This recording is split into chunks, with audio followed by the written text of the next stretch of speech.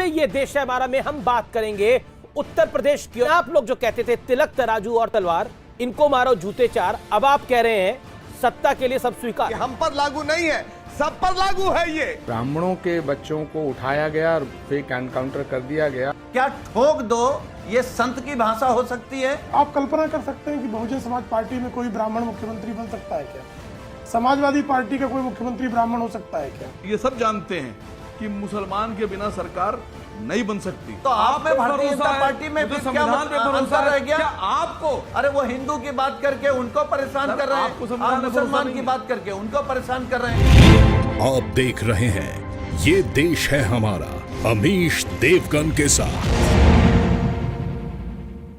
नमस्कार व्यूअर्स, आप देख रहे हैं वीकेंड का सबसे भरोसेमंद कार्यक्रम ये देश है हमारा। इस हफ्ते ये देश है हमारा में हम बात करेंगे उत्तर प्रदेश की, और खास तौर पर उत्तर प्रदेश के चुनावों की सुगबुगाहट से पहले जिस तरह से ब्राह्मणों को लुभाने की कोशिश हो रही है। याद करिए, एक दौर था जब मायावती की पार्टी पर आरोप लगता था कि इनका नारा है तिलक तराजू और तलवार, इनको मारो जूते चार, लेकिन अब वही पार्टी ब्राह्मण सम्मेलन कर रही है। ओवैसी साहब की पार्टी कह रही है कि मुसलमान इस बार मुख्यमंत्री बनेगा उत्तर प्रदेश का।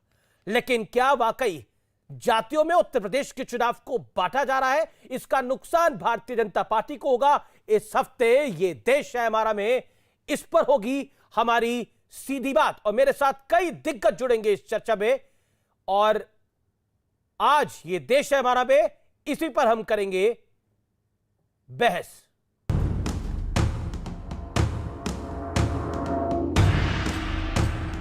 यहाँ अपर कास्ट समाज में से खासकर ब्राह्मण समाज तो बहुत ज़्यादा दुखी है।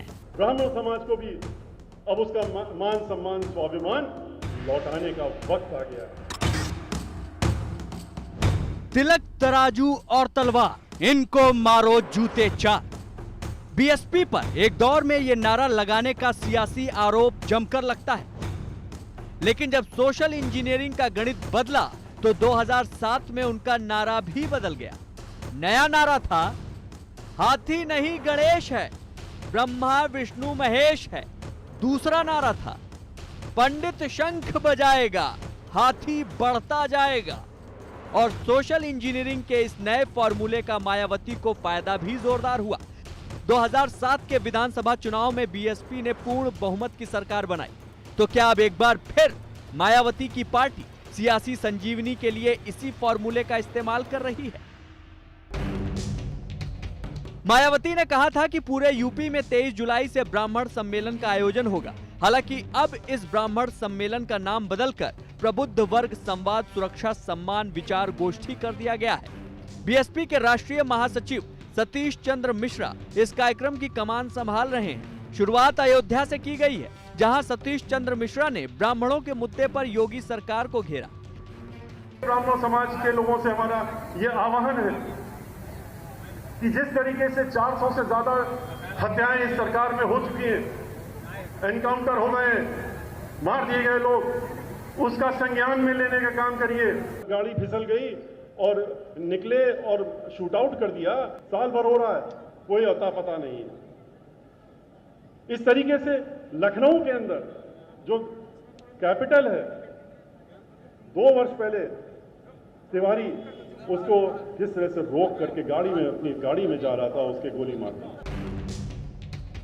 इससे पहले यूपी में एंट्री मारते ही ओवैसी 19% वाला दांव खेल चुके हैं, और अब मायावती की पार्टी 12 से 13% वाले ब्राह्मण समुदाय पर हाथ आजमा रही है। हालांकि यूपी के सीएम योगी आदित्यनाथ कह चुके हैं, बेहतर कानून व्यवस्था और विकास के दम पर बीजेपी फिर से 2017 वाला करिश्मा दोहराने जा रही है।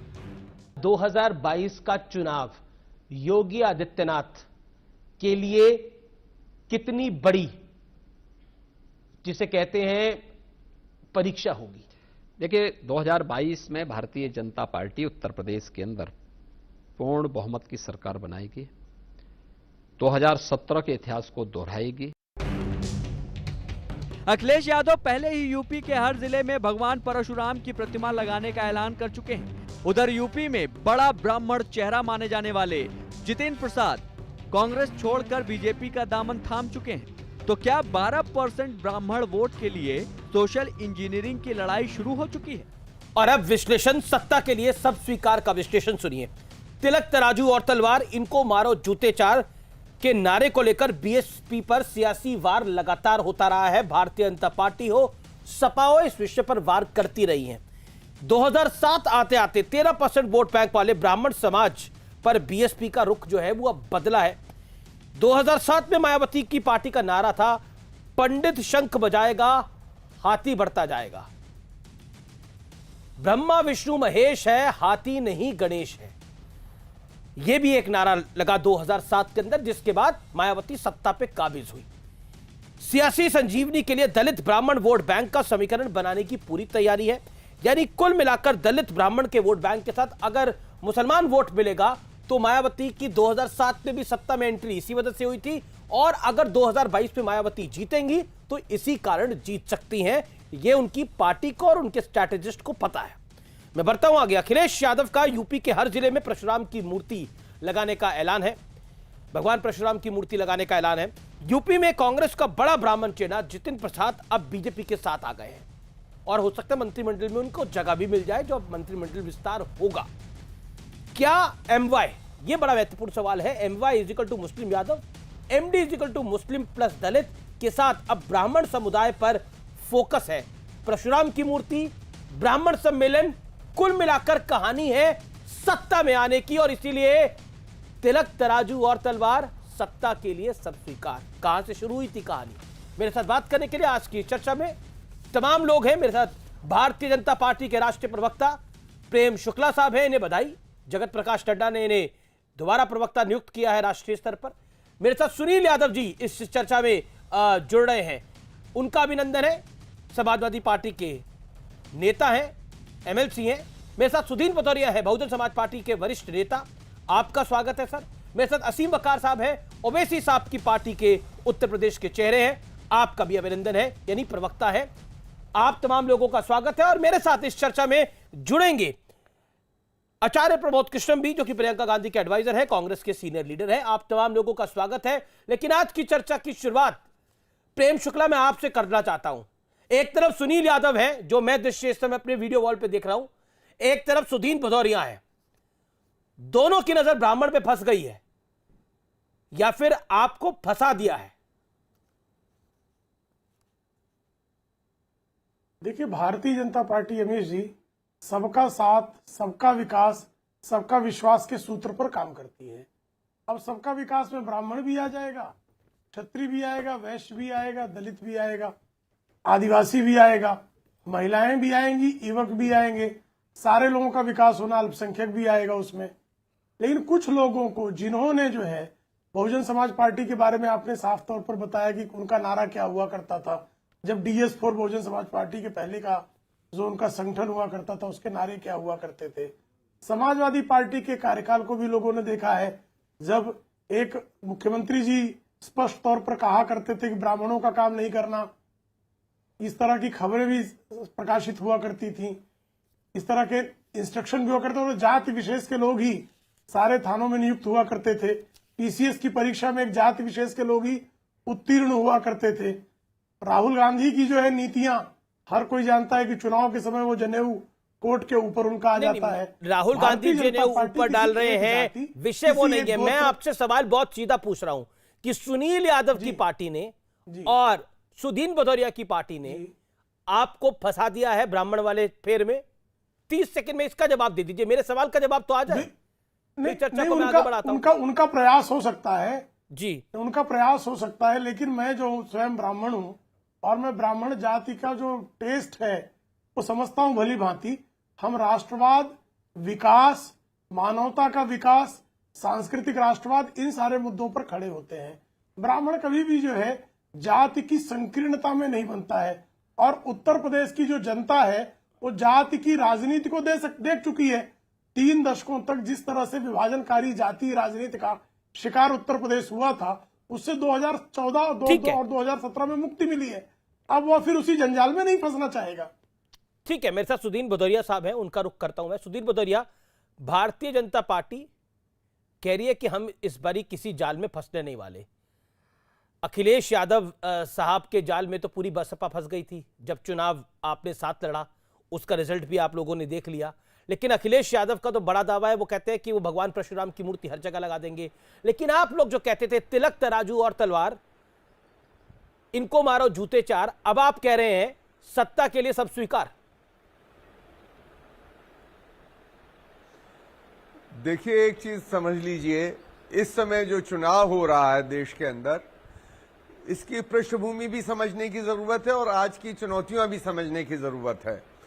आज की इस पृष्ठभूमि में आपको ये मालूम है जिस प्रकार से ये सबका साथ सबका विकास का नारा देने वाले लोग देश को कहां ले गए हैं। हमारे यहां जो इन्होंने 2-2 करोड़ रोजगार हर साल देने का वादा किया था, 10 करोड़ नौजवान बेरोजगार आज उत्तर प्रदेश और देश की सड़कों में भटक रहे हैं। इसी प्रकार किसान दिल्ली के बॉर्डर पर बैठे हुए हैं, मांग कर रहे हैं। 1 वर्ष से कितने सैकड़ों किसान मर गए हैं कर्ज के अंदर।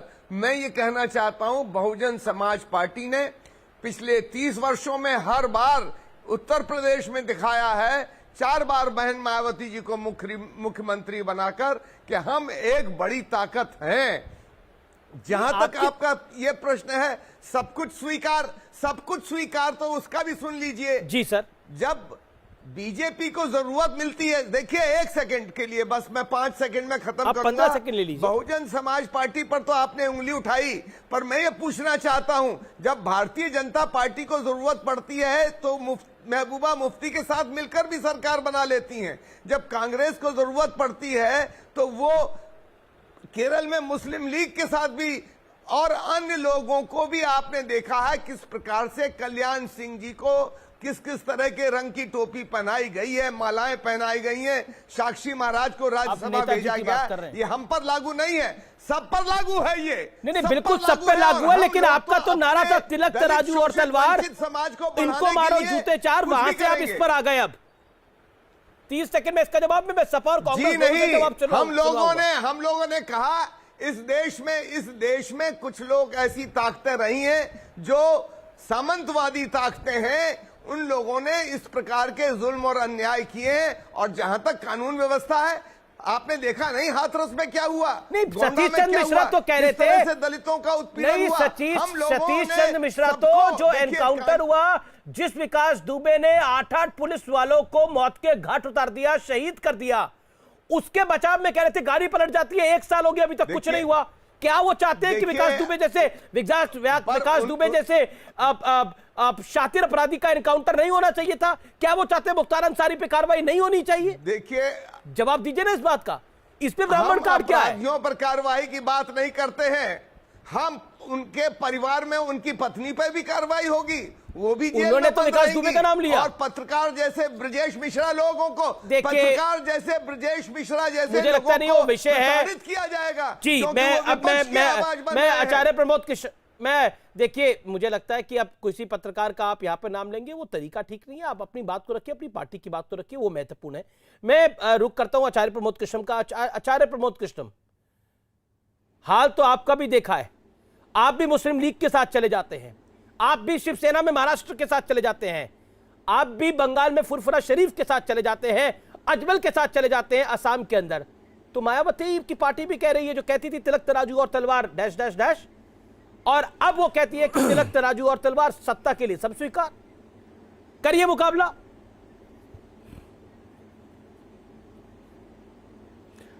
देखिए अमीश देवगन जी, एक पहलू है कि ब्राह्मण के ऊपर अत्याचार हो रहा है, ब्राह्मण का तिरस्कार हो रहा है, ब्राह्मण का अपमान हो रहा है, ब्राह्मणों के बच्चों का फेक एनकाउंटर हो रहा है, ब्राह्मणों की दुर्दशा है। और दुर्भाग्य की बात यह है कि उत्तर प्रदेश के अंदर जो 4.5 साल से योगी जी की सरकार है, उनकी इस राज्य में, उनके साम्राज्य में प्रेम शुक्ला जी बैठे हैं। इनका भी हृदय जरूर द्रवित होगा इस बात को लेके कि कई सौ ब्राह्मणों की हत्याएं पिछले 4 सालों में हुई हैं।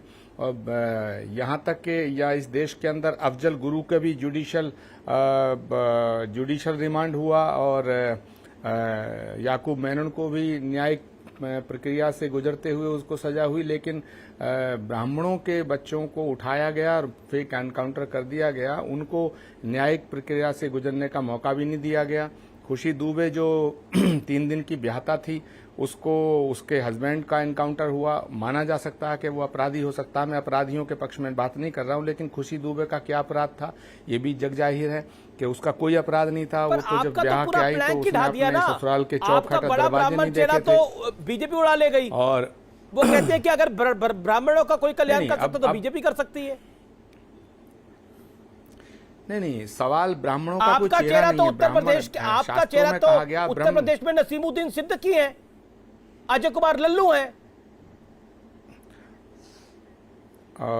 अमीश जी, मैं अपनी बात को पूरा कर लूं, मैं तो बड़ा आपका आभारी रहूंगा कि ब्राह्मण शास्त्रों में कहा गया है ब्रह्म जानाति सा ब्राह्मणा, जिसे ब्रह्म का बोध हो गया वह ब्राह्मण है।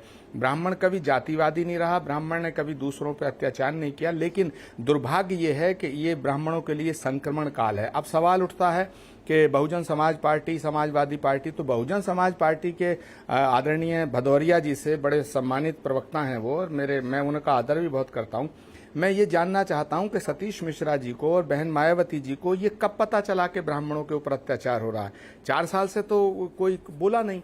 अब क्योंकि चुनाव आ रहा है तो उनका हक है पूरा कि ब्राह्मणों को अपने पक्ष में करने के लिए प्रयास करें। अब उन्होंने कहा मैं खुशी दुबे का केस लड़ूंगा, सतीश मिश्रा जी ने ब्राह्मणों का सम्मेलन आयोजित किया जा रहा, लेकिन ये भी बात किसी से छुपी नहीं है कि ब्राह्मणों को मनुवादी व्यवस्था का प्रतीक और मनुस्मृति किसी ने नहीं पढ़ी। बहुजन समाज पार्टी वाले किसी नेता ने, मुझे नहीं लगता कि मनुस्मृति का अध्ययन किया होगा, और समाजवादी पार्टी वालों किसी नेता ने मनुस्मृति का अध्ययन किया होगा, लेकिन सबके सब मिलकर मनुस्मृति और मनुवादी व्यवस्था, ब्राह्मणों को कोई मौका ही नहीं छोड़ते थे ब्राह्मणों पर हमला करने का। लेकिन अब क्योंकि चुनाव आ रहा है, ब्राह्मणों की जो संख्या है कुल मिलाकर के, ब्राह्मणों की उपजातियां भी हैं, वो 14% बैठता है, 13-14% बैठता है। ब्राह्मण जो है हिंदुत्व का आधार है, तो बीजेपी को तो ब्राह्मण अगर खिसक गया तो बीजेपी का तो तख्ता ही पलट हो जाएगा।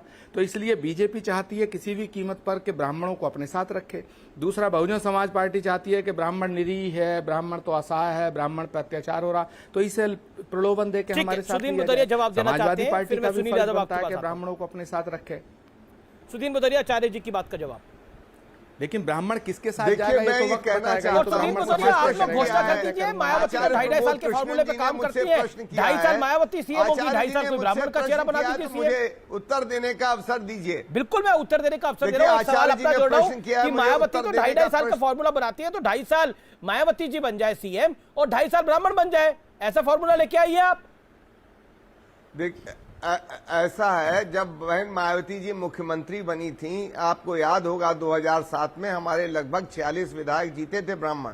और मैं ये भी बतला दूं, आचार्य जी बहुत प्रबुद्ध हैं, उनका नाम ही है इस प्रकार का प्रमोद कृष्णन, तो उनमें तो बहुत सारे गुण होंगे। मैं उनको ये बताना चाहता हूं कि हमारे दर्जनों मंत्री भी बने थे।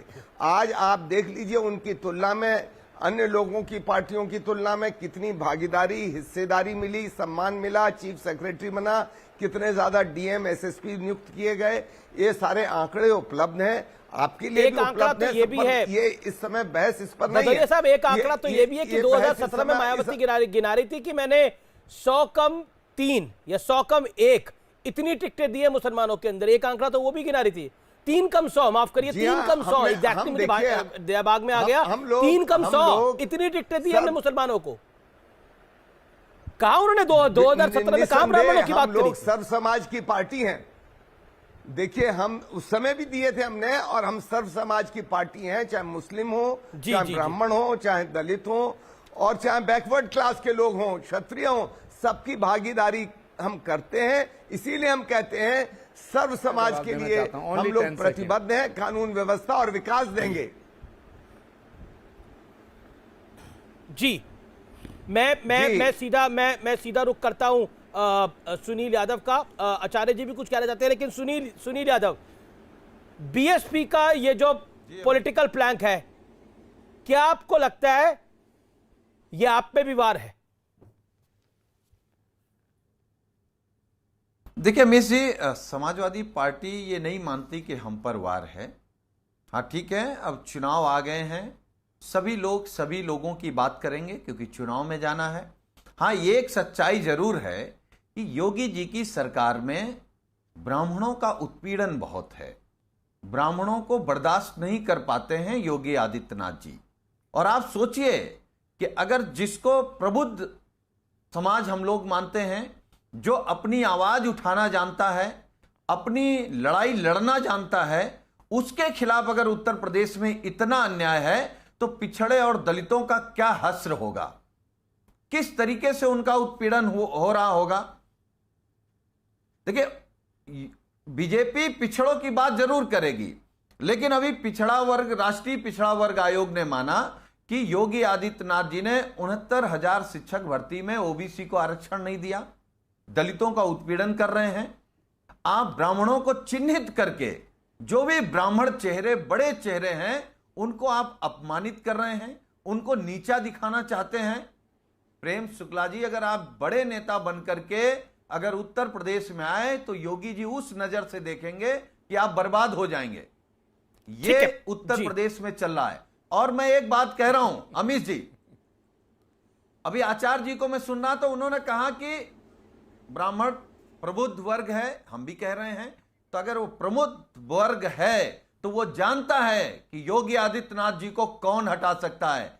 अगर कोई हटा सकता है तो माननीय अखिलेश यादव जी हटा सकते हैं, इसलिए वो जो हटाएगा, जो भाजपा को हराएगा, उसके साथ खड़ा होगा। तो कांग्रेस की और बसपा की हैसियत नहीं है, आप कह रहे हैं? नहीं, मेरे हिसाब से तो वो लड़ ही नहीं रहे हैं, खाता पूर्ति करेंगे। नहीं, जवाब देंगे इस पे आचार्य प्रमोद कृष्णम। आचार्य प्रमोद कृष्णम जवाब, आचार्य प्रमोद कृष्णम जवाब, देन असीम वकार साहब। हाँ, देखिए, सुनील यादव जी को मैं सुन रहा था। सुनील साजन जी बड़े सौम्य व्यक्ति हैं, जो समाजवादी पार्टी के एकमात्र ऐसे प्रवक्ता हैं जो बड़ी सम्मानित ढंग से, बड़े प्यार से बात कहते हैं, लेकिन मैं उनसे सहमत नहीं हूं। उन्होंने अभी कहा कि अगर योगी आदित्यनाथ जी को जो हटा सकते हैं वो अखिलेश यादव है। नहीं, ऐसा नहीं है सुनील यादव जी। ब्राह्मण जिसके साथ होगा वो योगी आदित्यनाथ जी को हटाएगा, तो आप पहले करेक्ट करिएगा। नंबर 2, दूसरी बात मैं कहना चाहता हूं अमित जी, बड़ी इंपॉर्टेंट बात कहना चाहता हूं कि जब बहन मायावती जी पहली बार चीफ मिनिस्टर बनी थी, मैं और हमारे साथ अच्छा, है, हम तो कह रहे हैं, हम तो मेरी बात को पूरा होने दो सुनील जी। बात कर रहे हैं। और मुसलमान किसके साथ होगा जिसकी 19% की लड़ाई है? सुनील जी, अमित जी, दूसरी बात मैं ये कहना चाहता हूं, बहन मायावती जी जब पहली बार 95 में चीफ मिनिस्टर बनी, जब गेस्ट हाउस कांड हुआ, उसके बाद समर्थन वापसी हुई, उसके बाद झगड़ा हुआ, उसके बाद जब मायावती जी को चीफ मिनिस्टर बनाया गया तो नरसिम्हा राव प्राइम मिनिस्टर थे, मोतीलाल वोरा गवर्नर थे, दोनों ब्राह्मण थे, और भाजपा में जिन लोगों ने साथ दिया वो भी ब्राह्मण थे, पंडित अटल बिहारी वाजपेयी, मुरली मनोहर जोशी। तो ब्राह्मणों ने मायावती जी को कई बार चीफ मिनिस्टर बनाया। मैं निवेदन करना चाहता हूं भदौरिया जी से कि एक बार झूठे ही कह दें कि अगर हमारी सरकार बनी तो हम सीएम ब्राह्मण को बनाएंगे, तो बिल्कुल ब्राह्मण समाज के कहां फंसा रहे हैं भदौरिया साहब को इस चक्कर में कि ब्राह्मण को सीएम, तो मेरे सवाल का जवाब नहीं दे रहे, कन्नी काट रहे हैं उस सवाल से। ओके, सुधीर भदौरिया दे रहे हैं, इससे ब्राह्मण प्रसन्न नहीं होगा। ओके, सुधीर भदौरिया जवाब देना। नसीम वकार जी से मैं निवेदन करूंगा, एक बार कह दें। देखिए ऐसा है कि चुनाव इस समय हो रहा है, भारतीय जनता पार्टी की सरकार के जो कुकर्म हुए हैं, जिस प्रकार से प्रताड़ना हुई है, उसके खिलाफ चुनाव हो रहा है। ब्राह्मण समाज जैसा सभी लोग कह रहे हैं कि प्रबुद्ध वर्ग है, ब्राह्मणों का हमारा ये मानना है कि हमारी पार्टी के अंदर, सहमत हूं आपसे। मैं अपनी बात खत्म कर लूं, आप भी बोलिएगा। मैं ये कह रहा हूं कि हमारी पार्टी के वरिष्ठ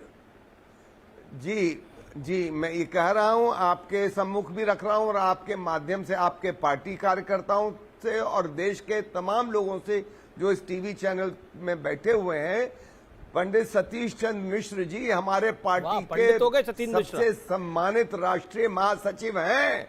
हम ये भी कह रहे हैं कि हमारी पार्टी इस बार जीत कर आएगी। आप देखिएगा, सबसे ज्यादा सम्मान मिलेगा प्रबुद्ध वर्ग के लोगों को, और नौकरशाही हो या नौकरशाही के अलावा चाहे शिक्षा हो, स्वास्थ्य हो, तमाम जो संस्थाएं हैं वहां पर प्रबुद्ध वर्ग के लोग अधिकांश संख्या में आपको दिखाई देंगे। लेकिन अब सतीश मिश्रा पंडित जी हो गए, दूसरी तरफ ओवैसी की एंट्री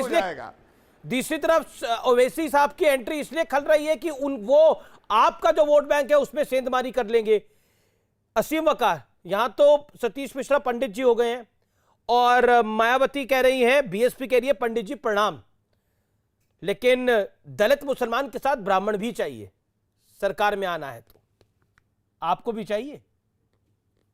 नहीं, लेकिन नहीं, मैं बताऊं आपसे, देखिए, मैं सरकार बनाने की लड़ाई तो आप भी लड़ रहे हैं ना? खिलाफ या किसी जाति के खिलाफ मेरी आवाज आ रही हो तो बोलूं मैं? जी बोलिए। देखिए, ना तो मैं किसी व्यक्ति के खिलाफ हूं, ना मैं किसी जाति के खिलाफ हूं, ना मैं किसी धर्म के खिलाफ हूं। इसके उल्टा जाकर मैं अपने धर्म और अपनी जाति के साथ खड़ा हूं। मैं तो आपके खिलाफ या किसी के खिलाफ नहीं हूं। मैं अपने मुसलमानों की बात करता हूं, ये गुनाह नहीं है। मैं आपके चैनल पर देख रहा था, सारे चैनल पे चल रहा था कि सतीश मिश्रा जी अयोध्या गए, उन्होंने कहा राम मंदिर हम बनाएंगे। सुनिए सर, अब बोल ले दिए प्लीज। तो उन्होंने कहा हम बनाएंगे। बहन कुमारी मायावती जी ने साफ तौर से कहा कि हमारी MIM से कोई बात नहीं चल रही है। अच्छी बात है, नहीं चल रही है, ठीक है, लेकिन यह बात सच है कि 2007 में जो सरकार बनी थी बहुजन समाज पार्टी की, उस वक्त तक सतीश मिश्रा जी इतने ताकतवर नहीं थे। जो सरकार बनी थी वो मुसलमानों से बनी थी, और मुसलमानों ने एकदम मुंह मोड़ लिया तो 79 पर आ गए बहुजन समाज पार्टी, समाजवादी पार्टी की सरकार बन गई।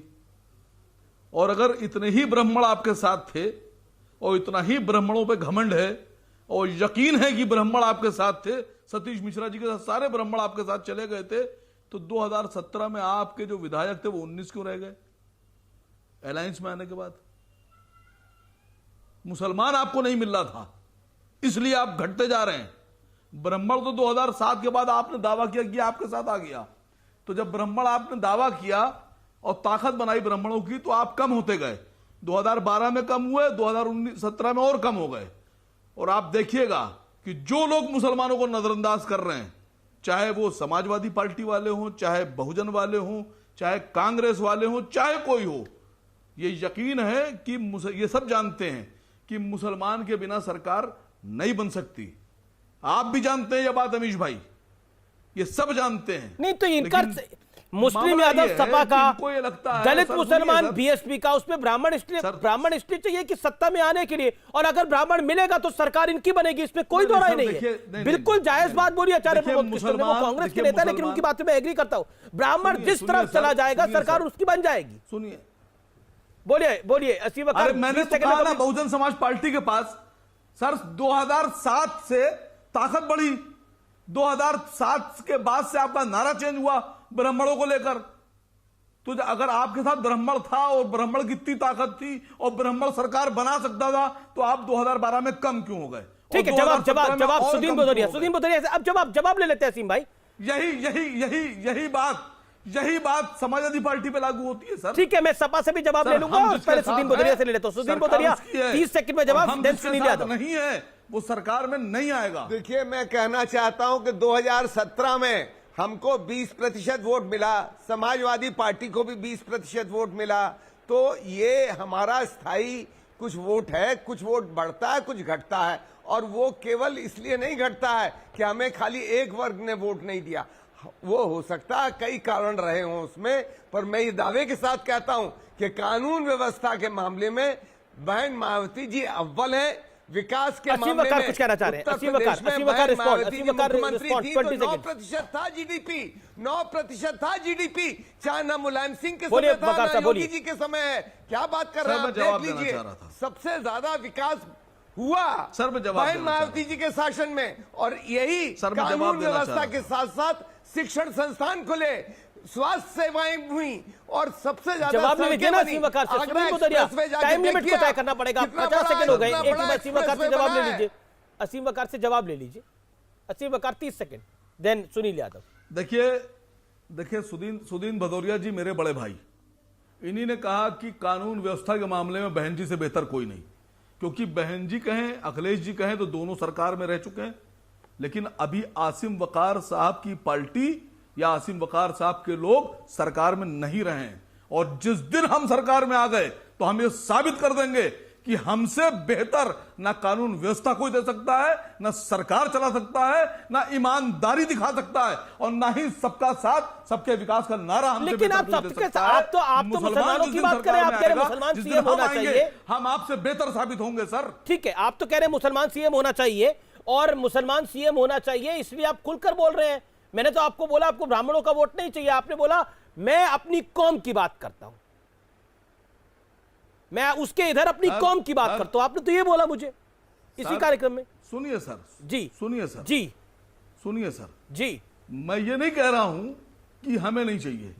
जिनको लगता है कि हम बेहतर हैं, जिनको लगता है कि हम ईमान और इंसाफ से सरकार चलाएंगे, जिनको हम पर यकीन है, हमारी कयादत पे यकीन है, वो हमारे साथ आए, वेलकम है। लेकिन हमें पूरा यकीन अपने लोगों पर है, अपनी कौम पे है। पहले हम अपने लोगों की बात करेंगे, पहले हम अपने लोगों की अच्छाई की बात करेंगे, पहले उनके लिए वोटर इंसाफ की होता है, बात अपना करेंगे। पराया क्या जो होता है। दबे- वक्त है एक ब्रेक का, आप देखते रहिए, ये देश है हमारा। सुनिए सुनिए सुनिए, लेकिन आप मैं जिस आपसे ये तरीके कह रहा से हूं कि अगर आपको राष्ट्रीय लगता है चैनलों कि में मुसलमानों का बैठ वोट करके चाहिए, गुमराह कर तो रहे हैं, डिप्टी सीएम कहीं न कहीं मुसलमान का भारतीय ऐलान जनता क्यों नहीं पार्टी कर रहे हैं को आप? ताकत दे रहे हैं। मैं ये तो आपका बात ओहदा भी नहीं सब लोग छीन समझ रहा। रहे हैं।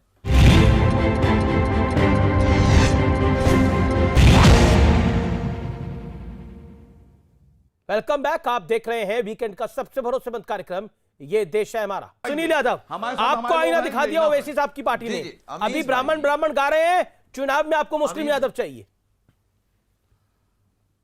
देखिए अमीश भाई, मैं असीम वकार साहब को भी सुना है। असीम वकार साहब अपना पराया, अरे क्या अपना पराया। वकार साहब, आप ओवैसी साहब की पार्टी के प्रवक्ता हैं, नेता हैं, तो आपको वो बात कहनी ही कहनी है। लेकिन मैं अमीश जी के कार्यक्रम में कह सकता हूं कि आपके घर का, परिवार का, नात रिश्तेदार का वोट समाजवादी पार्टी को जाता और फिर जाएगा और मिलेगा। क्योंकि हम जानते नहीं, हैं सुनील भाई, कि सुनील अगर भाई, सुनील अन्याय होगा, अन्याय होगा तो समाजवादी पार्टी खड़ी होती है। वो पिछड़े के खिलाफ अन्याय हो तो, दलित सुनील के भाई, खिलाफ हो सुनील तो, मुसलमान के खिलाफ हो तो, बड़ी जातियों के खिलाफ हो तो, हम अन्याय के खिलाफ लड़ते हैं, जाति देख करके नहीं लड़ते। नहीं, हम सुन लेंगे आपकी, हमारी सुन लीजिए। सुनील भाई, हम जाति देख करके, धर्म देख करके नहीं लड़ते। और माननीय अखिलेश यादव जी ने अगर एक्सप्रेसवे बनाया तो जाति धर्म देख के नहीं बनाया। ठीक है, सुनील, जवाब लैपटॉप असीम बांटे वकार तो का जाति जवाब। धर्म देखकर नहीं बांटे हैं। असीम वकार 30 सेकंड का जवाब। विश्वविद्यालय बनाए हैं, Quick response। मेडिकल कॉलेज बनाए हैं, Quick तो response। जाति धर्म देख करके नहीं बनाए हैं। जिसको जरूरत है उसको दिया है। जिसके खिलाफ अन्याय होगा उसके अन्याय के खिलाफ समाजवादी पार्टी लड़ेगी। असीम वकार, देखिए सुनील भाई हमारे साथी रहे हैं, हमारे साथी हैं, मैं दोस्त मानता हूं इनको।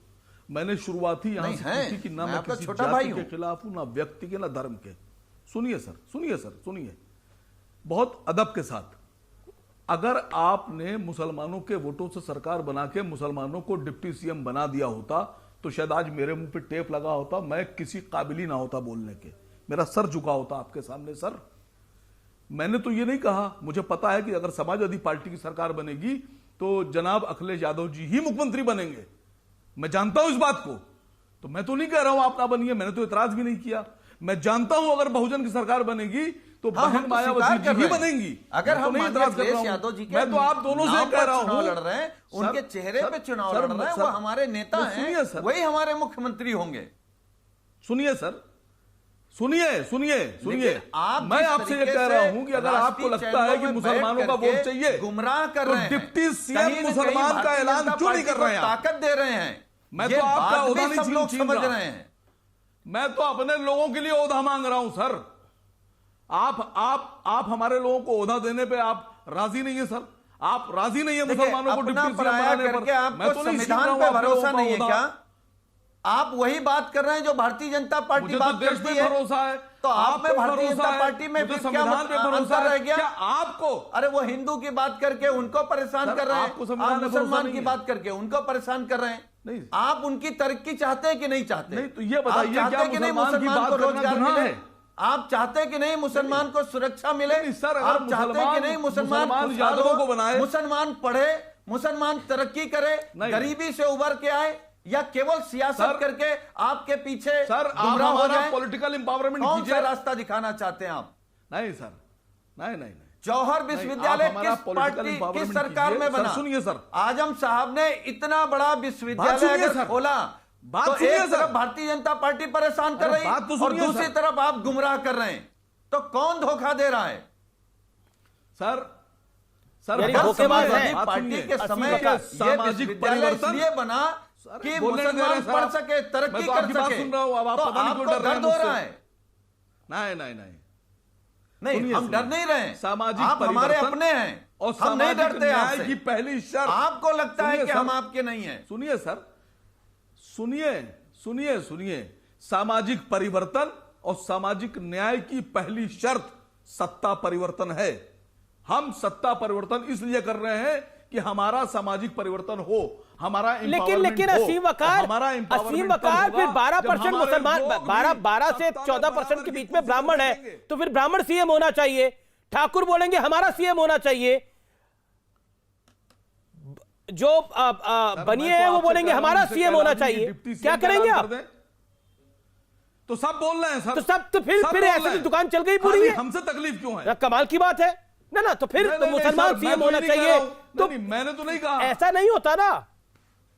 ओके सर अगर हम जीत के आते हैं, अगर हम जीतेंगे और हमारे हाथ में सत्ता की चाबी होगी, प्रेम शुक्ला, तो मुख्यमंत्री मुसलमान ही बनेगा सर, हम नहीं बनाएंगे। प्रेम शुक्ला, ब्राह्मण की पैरोकारी हो रही है, लेकिन दलित मुसलमान भी चाहिए, मुस्लिम यादव भी चाहिए। यानी कुल मिलाकर ये डायरेक्ट अटैक आप पे है।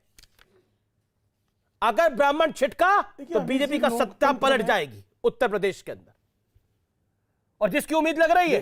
देखिए अमीश जी, लोकतंत्र में सर्वसमावेशी राजनीति की दरकार है और भारतीय जनता पार्टी सर्वसमावेशी राजनीति करती है। हर वर्ग को, हर जाति को, हर नस्ल को, हर संप्रदाय के लोगों को साथ लेकर चलने का काम भारतीय जनता पार्टी। वो तो समाजवादी पार्टी भी कह रही है, कृपा करके बता दीजिए। वो तो बसपा भी कह रही है। नहीं, सुन लीजिए, लेकिन वही मैं उसका उत्तर दे रहा हूं। नहीं, उसका उत्तर दे रहा हूं, जरा सुन लीजिए गौर से। आप कल्पना कर सकते हैं कि बहुजन समाज पार्टी में कोई ब्राह्मण मुख्यमंत्री बन सकता है क्या? समाजवादी पार्टी का कोई मुख्यमंत्री ब्राह्मण हो सकता है क्या? कांग्रेस जो है उसका राष्ट्रीय अध्यक्ष कोई ब्राह्मण हो सकता है क्या? ये संयोग से ही है और योग्यता के आधार पर। अरे ब्राह्मण है राष्ट्रीय अध्यक्ष कांग्रेस का, राष्ट्रीय अध्यक्ष ब्राह्मण है, कांग्रेस का राष्ट्रीय अध्यक्ष ब्राह्मण है। आपने रणदीप सुरजेवाला का बयान नहीं सुना? जनेऊधारी ब्राह्मण है राहुल जी। बर्बाद कर देना चाहते हैं आप, श्रीमती, आप उनका आरक्षण छीन लेना चाहते हैं आप। क्या मंशा क्या है? कृपा करके मुझे बताइए, क्या चाहते हैं आप? सुनील यादव प्रेम शुक्ला काफी देर बाद बोल रहे हैं, उनको allow him to make his point. शांति से सुन ले। कृपा करके आप किसको कह रहे हैं? कांग्रेस की अंतरिम अध्यक्षा श्रीमती सोनिया गांधी है, जिनके प्रमोद कृष्णन जी बताएंगे, उनके घर के पीछे चैपल है और ईसाई है। वो ईसाई धर्म को स्वीकारती हैं। तो ईसाइयों में कब से ब्राह्मण ठाकुर क्षत्रिय, ब्राह्मण ठाकुर वैश्य होने लगे भाई साहब? ईसाइयों में तो कोई इस तरह की जातियां नहीं है। ईसाइयों में प्रोटेस्टेंट, कैथोलिक, सीरियन, इस तरह के जो है बहुत सारे उनमें संप्रदाय हैं। लेकिन ईसाइयों में ब्राह्मण, ठाकुर, वैश्य ये वर्गीकरण होने लगा, ये तो मेरी नहीं जानकारी ये तो कमाल की बात है। वो सोनिया गांधी है, रणदीप सुरजेवाला कह चुके हैं, राहुल गांधी जनेऊधारी ब्राह्मण है। जाति नाम की संस्था में उसका सामाजिक महत्व मानती है, लेकिन उसके राजनीति में किसी की जाति देखकर किसी को पद नहीं दिया जाता है। सर्वसमावेशी राजनीति की बात है। ठीक है, आचार्य जवाब देना चाहते हैं इस बात का। आचार्य प्रमोद कृष्ण जवाब देना चाहते हैं। आचार्य जी जवाब। मुझे मेरी बात पूरी कर लेने। आप अमीश जी आपसे प्रार्थना है। जी आप प्रेम जी, मैं आपको बात पूरी करने दूंगा। आचार्य जी, मैंने योगी आदित्यनाथ से सवाल पूछा कि कांग्रेस की हैसियत आप उत्तर प्रदेश में क्या देखते हैं? उन्होंने बोला 0/0 = 0 ही होता है। अमीश जी, आपको तो 0 आंक के चल रहे हैं, बसपा भी आपको कुछ आंक के नहीं चल रही, सपा आपको क्या आंकती है आपको पता ही है। अमित जी, योगी जी के 0 पर भी मैं अपनी बात रखूंगा, लेकिन पहले प्रेम शुक्ला जी ने बहुत अच्छी बात कही है कि क्या कांग्रेस में कोई ब्राह्मण सीएम हो सकता है, क्या समाजवादी में कोई ब्राह्मण सीएम हो सकता है, क्या बसपा में ब्राह्मण सीएम हो सकता है। तो मैं प्रेम शुक्ला जी से कहना चाहूंगा कि राष्ट्रीय चैनल है न्यूज 18, कांग्रेस का अध्यक्ष, ठीक है, ओके, मैं निवेदन ये करना है आचार्य जी, मैंने कांग्रेस का okay Prem ji, okay Shukla ji, okay पंडित जी, ओके, मैं ठीक है पंडित जी, मैं अब ये कहना चाहता हूं कि आपकी बात से मैं सहमत हूं। बिल्कुल, समाजवादी पार्टी में अगर सरकार बनती है तो मुख्यमंत्री ब्राह्मण नहीं हो सकता, और सुनील यादव जी कह भी नहीं सकते, भदौरिया जी कह भी नहीं सकते। हाँ, इतना जरूर है, असीम वकार ने जो बात कही है मैं उसमें कोई बुराई नहीं देखता हूं। यादव समाज चाहता हमारा मुख्यमंत्री अखिलेश यादव हूं, दलित समाज चाहता है बहन जी दोबारा मुख्यमंत्री बने, ऐसे ही बीजेपी वाले भी चाहते हैं कि योगी आदित्यनाथ बने। तो भाई अगर असीम वकार ये चाहते हैं कि अगर हम सरकार बने उनकी और मुसलमान चीफ मिनिस्टर हो, तो इसमें कोई गुनाह नहीं है, वो सोच सकते हैं, उनकी ख्वाहिश हो सकती है। मगर मैं आपसे निवेदन ये करना चाहता हूं कि आप ही एक बार कह दीजिएगा कि बीजेपी की सरकार अगर बनती है तो हमारा मुख्यमंत्री ब्राह्मण होगा। अगर समाजवादी ब्राह्मण मुख्यमंत्री नहीं बनाने को तैयार है, बसपा बनाने को तैयार नहीं है, वोट ब्राह्मणों के चाहिए, असीम वकार ने तो साफ कह दिया। तो भाई बीजेपी हाँ, मैं 10 सेकंड और प्रेम शुक्ला जी बाय रिक्वेस्ट। तो मैं कहना चाहता हूं कि उत्तर प्रदेश के अंदर 4 मुख्यमंत्री भाजपा ने दिए, राजनाथ सिंह जी दिए, कल्याण सिंह जी दिए, रामप्रकाश गुप्ता दिए, योगी आदित्यनाथ जी दिए। 31 साल हो गया, नरेंद्र तिवारी 1989 में चीफ मिनिस्टर थे, उसके बाद कोई ब्राह्मण मुख्यमंत्री नहीं बना। 3-4 बार मायावती जी को मौका मिला, 3-4 बार समाजवादी पार्टी को मिला। तो मेरा कहने का मतलब अमित जी ये है कि ब्राह्मण को राज्यसभा लोकसभा ये लॉलीपॉप और ये रेवड़ी से अब ब्राह्मण वोट नहीं देगा। जो पार्टी ब्राह्मण को मुख्यमंत्री बनाने की बात करेगी, ब्राह्मण अपने अस्तित्व की, अस्मिता की, सम्मान की लड़ाई और सत्ता की भागीदारी की लड़ाई लड़ रहा है, तो जो ब्राह्मण को मुख्यमंत्री बनाने की बात पार्टी करेगी, जो पार्टी करेगी, ब्राह्मण उसका समर्थन करेगा। पहली बात तो मेरी ये है। ओके प्रेम, जो मुझे लगता है ब्राह्मण समाज की जो भावनाएं हैं। देखिए, अब मैं एक छोटा सा निवेदन के साथ, आदरणीय आचार्य प्रमोद कृष्णन जी, आपने कहा जाति और जाति का मुख्यमंत्री, तो योगी आदित्यनाथ जी जाति नहीं, किसी जाति के नहीं है। योगी आदित्यनाथ जी गोरक्ष पीठाधीश्वर हैं और संतों की कोई जात नहीं होती। आचार्य प्रमोद कृष्णन जो है, इनकी कोई जात नहीं। जैसे आप कल की पीठाधीश्वर हो गए तो सारी जातियां आप में समाहित हो गई, आपकी जाति अपनी जाति विसर्जित हो गई, सारी जातियां आप में समाहित हो गई। आचार्य प्रमोद कृष्णन स्वयं को जो है ब्राह्मण या त्यागी नहीं कहेंगे। आचार्य प्रमोद प्रेम शुक्ला जी, आप बहुत चतुराई से बात को घुमा रहे हैं। प्रेम शुक्ला जी, आप बड़ी चतुराई से खेल रहे हैं। जो है ब्राह्मण जो है, अगर बस मुझे थोड़ा सा समय दे दीजिए आचार्य जी। देखिए, ब्राह्मण जो है वो संतों को हमेशा पूजता है।